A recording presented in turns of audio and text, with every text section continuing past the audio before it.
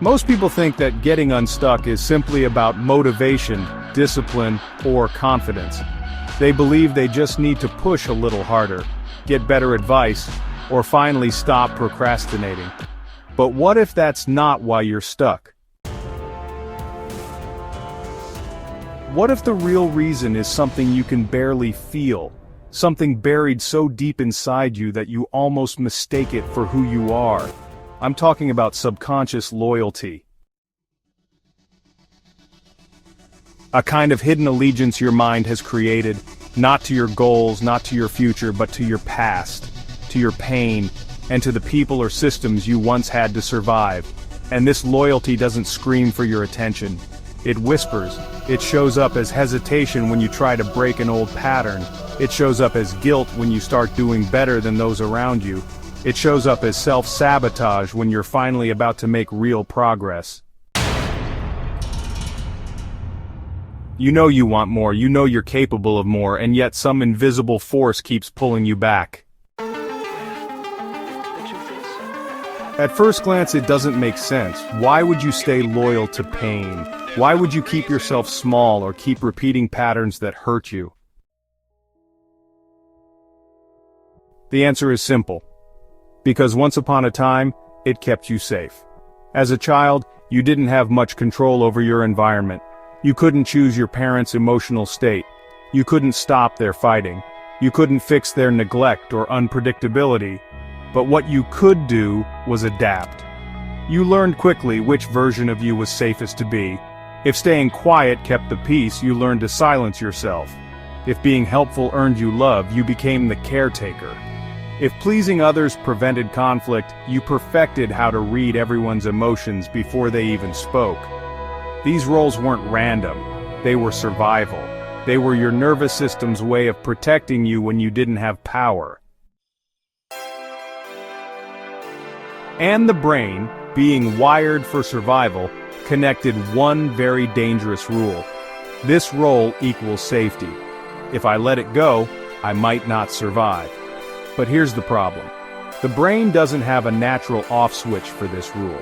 It doesn't update automatically just because you've grown up. The survival identity becomes permanent unless you consciously interrupt it. That's where subconscious loyalty is born. You're not just loyal to your family, you're loyal to the role you played, you're loyal to the suffering that shaped you, you're loyal to the emotional contracts you never consciously agreed to, but followed anyway. And this loyalty starts to govern your adult life, long after the original danger has passed. By the time you're an adult, these subconscious loyalty patterns are no longer obvious. You don't wake up thinking, I must stay loyal to my childhood pain today. But you feel it. You feel it when you hold yourself back, right before a breakthrough. You feel it when you achieve something, but can't enjoy it. You feel it when you find yourself in relationships that replay the same old struggles you swore you'd escape. Because deep down your system still believes one thing: if I let go of this, I abandon the people I once needed. It sounds irrational on the surface, but for your nervous system it feels like betrayal. You see, loyalty isn't always about love.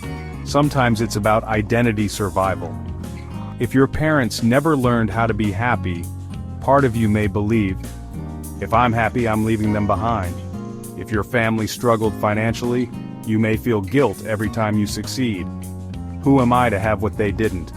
If you were taught to take care of everyone else's emotions, you might feel selfish or cold when you finally say no. And these patterns don't show up as loud declarations. They show up as small, everyday choices.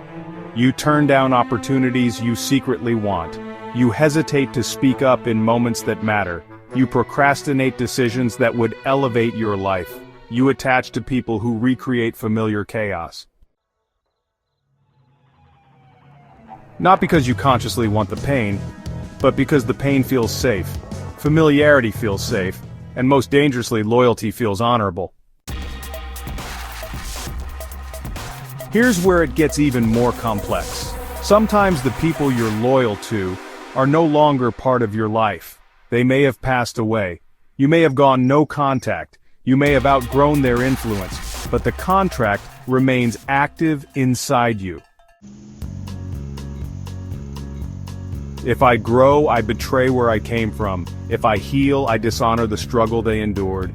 If I become fully free, I lose who I was. This is why so many people repeat cycles. Not because they haven't learned enough, but because they haven't given themselves permission to release these invisible contracts.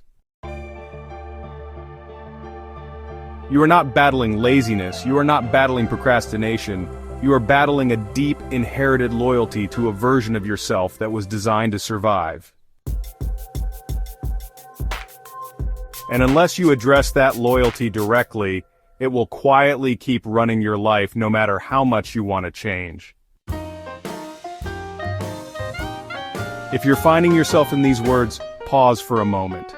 Hit that like button so more people can find this content. And if you haven't yet, subscribe to the channel because we go much deeper here than typical self-help advice. Now here's the hardest part most people don't talk about. Even when you recognize the pattern, even when you understand where the loyalty came from, even when you desperately want freedom, the moment you try to break it, your system panics. Because for your nervous system, breaking loyalty feels like breaking safety. That's why real change often triggers unexpected waves of guilt. Anxiety that seems to come out of nowhere. Self-sabotage right when things are going well. A strange pull to go back to familiar pain. It's not because you're weak. It's because your survival brain is still running this calculation. If I let go, I lose connection. If I lose connection, I'm unsafe. This is where so many people get stuck. Not at the point of understanding, but at the point of tolerating the emotional discomfort that comes with releasing old roles. Because releasing subconscious loyalty means grieving a part of you. It means grieving the years spent managing everyone else's emotions, the identity you built to protect yourself, the version of you that kept the peace, even at your own expense. And grief isn't clean, it's messy. It comes with doubt, sadness, and a strange sense of emptiness. You're not just building a new self, you're letting an old one die. Let's be very clear. You don't break subconscious loyalty by force. You don't smash it. You don't declare war on it. Because it was never your enemy. It was a survival strategy. And like any survival strategy, the moment you attack it, your nervous system will fight back. The real path forward is not violent, it's gradual. It's about building safety in small pieces, proving to your system that you can exist outside the old role, and nothing terrible will happen. This is where micro-disobedience begins. Instead of trying to flip your entire life overnight, you start violating the old loyalty in small, manageable ways.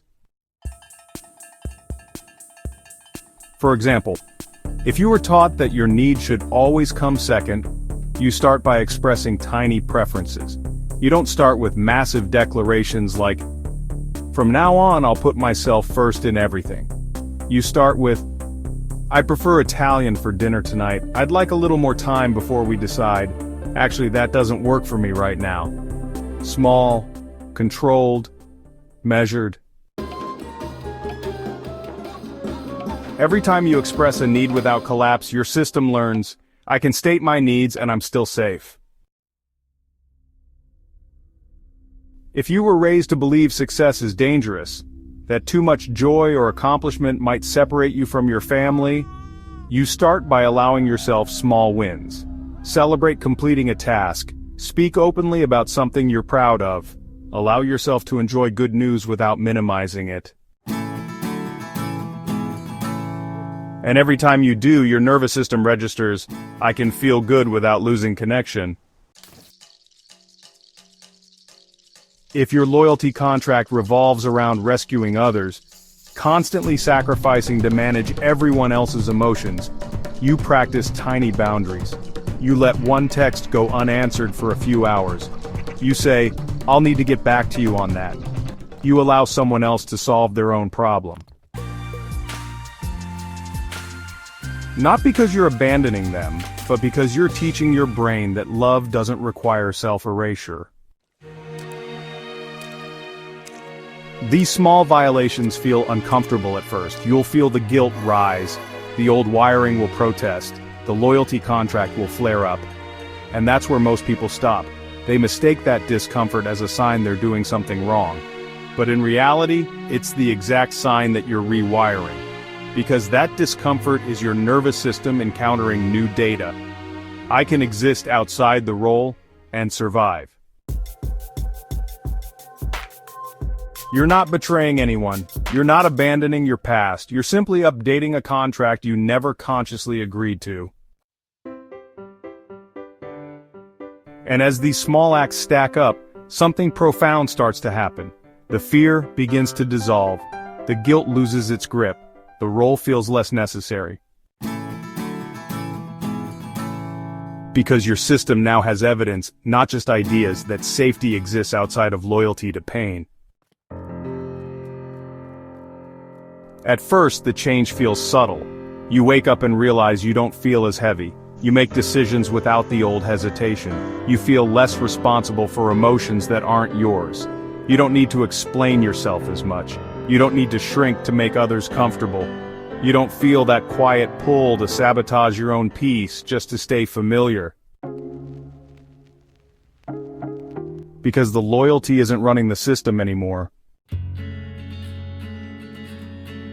When subconscious loyalty finally starts to release, you begin to experience something most people don't realize they've been missing: clean freedom.